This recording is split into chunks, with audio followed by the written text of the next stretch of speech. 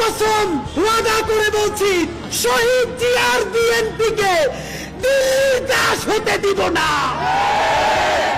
জামাতে ইসলামী স্পষ্ট মনে রাখেন, সাইদি নিজামীদের জামাতকে ভারতের দাবিদার হতে দিব না।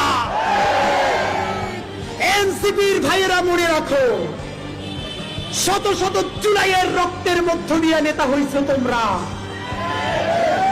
যদি এই জুলাইকে বেঁচে দিয়া দিল্লির দাসত্ব করে ক্ষমতায় আসতে চাও, হাসিনার চেয়েও ভয়ানক পরিণতি হবে।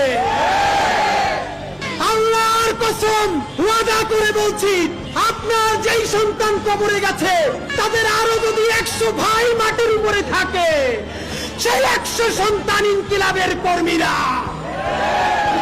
ইনকিলাব মঞ্চের অন্তত একটা কর্মীও বেঁচে থাকতে খুনি ফ্যাসিস্ট কোন হত্যাকারী আওয়ামী লীগের পুনর্বাসন চলবে না।